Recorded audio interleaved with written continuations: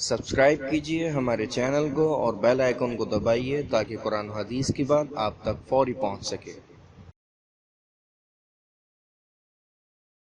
हज के वाजिब होने की शराइत, ये वो शर्तें हैं जिनके पाए जाने से हज फर्ज हो जाता है, और इनमें से कोई एक शर्त भी ना पाई जाए तो हज फर्ज नहीं होता, और किसी दूसरे से हज कराना और वसीयत करना भी वाजिब नहीं होता। ये 7 शर्तें हैं, यानी ये शर्तें पाई जाएंगी तो हज फर्ज होगा, और अगर खुद ना कर सका तो किसी दूसरे से कराने की वसीयत करना जरूरी होगा। अगर एक भी शर्त नहीं पाई जाएगी तो हज फर्ज ही नहीं होगा। नंबर 1, पहली शर्त इस्लाम, यानी मुसलमान पर हज फर्ज है, किसी दूसरे गैर मुस्लिम पर हज फर्ज नहीं है। नंबर 2, हज की फर्जियत का इल्म होना, यानी लेकिन जो शख्स दारुल इस्लाम यानी मुसलमानों के मुल्क में रहता हो उसके लिए ये शर्त नहीं है, बल्कि दारुल इस्लाम में रहना काफी है, इसकी फर्जियत का इल्म हो या ना हो। कोई मुसलमान ऐसा नहीं होगा जिसे हज का पता ना हो। जो मुस्लिम मुआशरे में रहता है, दारुल इस्लाम में रहता है, उसे पता होता है कि हज फर्ज है। जब भी अल्लाह इस्तिताअत अता फरमाए तो हज करना होता है। ये किसके लिए उज़र हो सकता है? कोई दूर दराज काफरों के मुल्क में कहीं रहता हो बेचारा, शुरू से वहीं रहा, पला बड़ा, जवान हुआ, है तो मुसलमान, लेकिन उसे पता ही नहीं दीन में क्या क्या काम करने होते हैं, तो हो सकता है उसे पता ना चला हो। ऐसे शख्स का तो उज़र माना जा सकता है कि ठीक है, इसको पता नहीं चला तो फर्ज नहीं हुआ।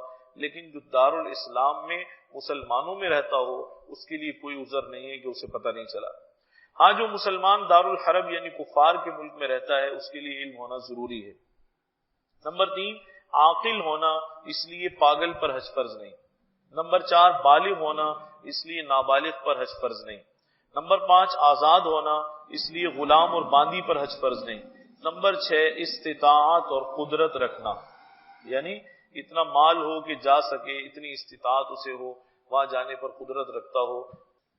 मसला, जो लोग मक्का मुकर्रमा में या मक्का मुकर्रमा के पास नहीं रहते, उन पर हज फर्ज होने के लिए इस्तिताअत यानी सवारी और इतना सरमाया होना शर्त है कि वो अपने वतन से मक्का मुकर्रमा तक जा सकें। यानी उन पर हज उस वक्त फर्ज होगा जबकि वो उसकी ताकत रखते हों, इस्तिताअत रखते हों। ये सरमाया उन जरूरियात के अलावा होना चाहिए जैसे रहने का मकान, पहनने के कपड़े, असबाब खानादारी, नौकर चाकर, यानी अपनी जरूरियात से जायद असासा हो। ऐसा नहीं है कि मकान है तो मकान बेचकर हज करे, मकान बेचकर हज करना फर्ज नहीं है, बल्कि अपनी जरूरियात से जो जायद माल है उसको देखेंगे कि आया ये इतना है कि इससे हज कर सकता है या हज नहीं कर सकता। अपने अहलो अयाल का खर्च वापसी तक, कर्ज, सवारी, अपने पेशे के आलात, यानी जितनी जरूरी चीजें हैं उनसे अलावा माल हो तब हज फर्ज होगा। मसला, दुकानदार के लिए इतना सामान्य तिजारत जिससे गुजर औकात कर सके, और काश्तकार के लिए हलबैल और आलिम के लिए जरूरी किताबें जरूरियात में से हैं। इन चीजों के अलावा जो सरमाया होगा वो हज के फर्ज होने के लिए मोतबर होगा, और हर पेशे वाले का यही हुक्म है कि उसके पेशे के औजार और जरूरी सामान उसकी जरूरियात में शुमार होंगे।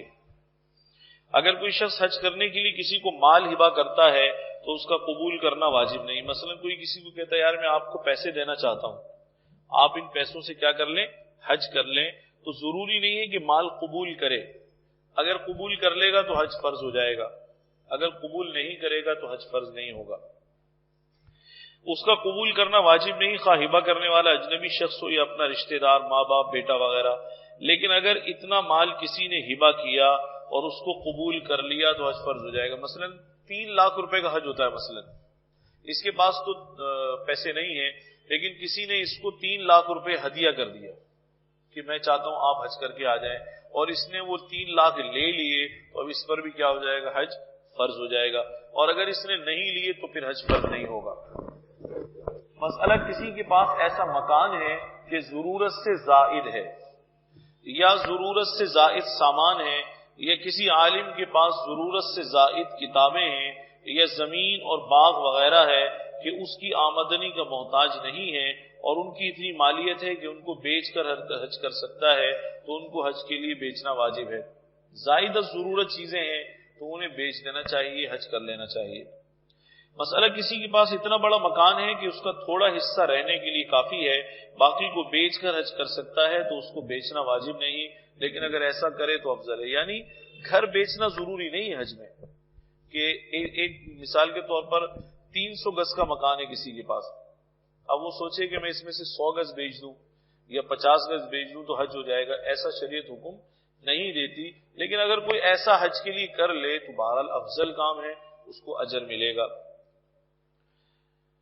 اگر کسی کے پاس اتنی مزروعہ زمین ہے، مزروعہ سے مراد زرعی زمین جس پہ کھیتی باڑی ہوتی ہے، اگر اتنی مزروعہ زمین ہے کہ اگر اس میں سے تھوڑی سی فروخت کر دے تو اس کے حج کا خرچ اور اہل و عیال کا واپسی تک کا خرچ نکل آئے گا، باقی زمین اتنی بچ رہے گی کہ واپس آ کر اس سے گزر کر سکتا ہے، تو اس پر حج فرض ہے۔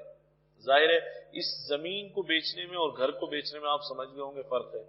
گھر میں بیچنے میں انسان کو پتہ نہیں کس طرح اس کے ٹکڑے کرے گا، کیسے بیچے گا، کس طرح الگ کرے گا۔ زمین سیدھی سیدھی ہوتی ہے، اگر اس کا ایک کونا یا ایک حصہ بیچ دیا جائے تو اس سے باقی زمین پر اثر نہیں پڑتا۔ اور اگر فروخت کرنے کے بعد گزر کے لائق نہیں بچتی تو حج فرض نہیں۔ یہ بھی دیکھا جائے گا کہ اگر فروخت کرتا ہے تو گزر بسر کے لائق زمین بچتی ہے یا زمین نہیں بچتی۔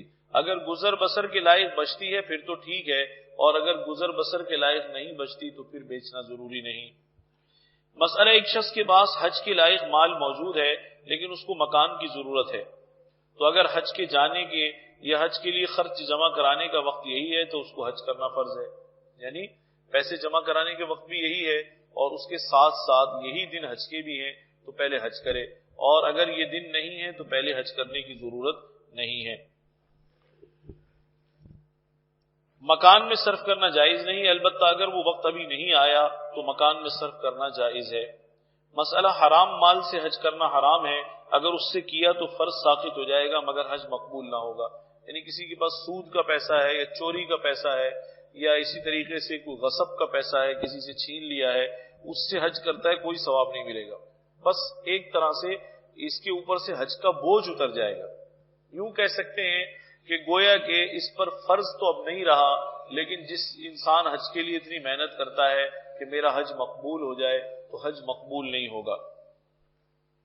اگر کسی شخص کے پاس حج کے لائق روپیہ موجود ہے اور وہ نکاح بھی کرنا چاہتا ہے تو اگر حاجیوں کے جانے کا یا حج کا خرچ جمع کرانے کا وقت ہے تو اس کو حج کرنا واجب ہے، یعنی اگر حج کے دن پہلے آ رہے ہیں تو پہلے اسے چاہیے حج کرے، تو اس کو حج کرنا واجب ہے، اور اگر ابھی وہ وقت نہیں آیا تو نکاح کر سکتا ہے، لیکن اگر یہ یقین ہے کہ اگر نکاح نہ کیا تو زنا میں مبتلا ہو جائے گا تو پہلے نکاح کرے حج نہ کرے۔ کیفیت پر، حالت پر شریعت حکم لگاتی ہے، اگر اتنی حالت ایسی ہے کہ گناہ کی طرف جا سکتا ہے، بدکاری میں ملوث ہو سکتا ہے، تو اب شریعت اجازت دیتی ہے پہلے نکاح کر لے حج بعد میں کر لے۔ نمبر 7، آپ نے پیچھے پڑھا تھا حج کے فرض ہونے کی 7 شرطیں، 6 تو آ گئی تھی، 7ویں یہ ہے۔ نمبر 7، حج کا وقت ہونا، یعنی حج کے مہینے ہوں جو کہ یہ ہیں شوال، ذی قعدہ اور ذو الحجہ کے 10 روز، یہ ایسا وقت ہو کہ اس جگہ کے لوگ عام طور سے اس وقت حج کو جاتے ہیں، یعنی ہو سکتا ہے بعض علاقے ایسے ہوں جہاں لوگ رمضان سے، اس دور میں رمضان سے نکلتے ہوں پھر پہنچتے ہوں، کیونکہ گدے گھوڑوں پر اور اونٹوں پر سفر کیا جاتا تھا۔ بعض علاقے اتنے دور دراز ہوتے ہیں کہ وہاں 4 مہینے میں انسان پہنچے گا۔ حج کے ہیں تو 3 مہینے، شوال، ذوالقعد، ذوالحج، لیکن ممکن ہے بعض علاقوں سے لوگ اور جلدی جاتے ہیں، اس لیے فرما رہے ہیں یا وہ وقت جس وقت لوگ حج کو جاتے ہیں۔ امید ہے اس ویڈیو کو صدقہ جاریہ کے طور پر آپ لوگ ضرور لائک اور شیئر کریں گے، اور مزید پرسرار پہلوؤں کے بارے میں جاننے کے لیے ہمارے چینل کو سبسکرائب کریں۔ یا کچھ پوچھنا یا جاننا ہو یا کوئی مشورہ ہو ہمیں ضرور کمنٹس کریں یا ای میل کریں۔ انشاءاللہ پھر ملاقات ہوگی۔ السلام علیکم ورحمۃ اللہ وبرکاتہ۔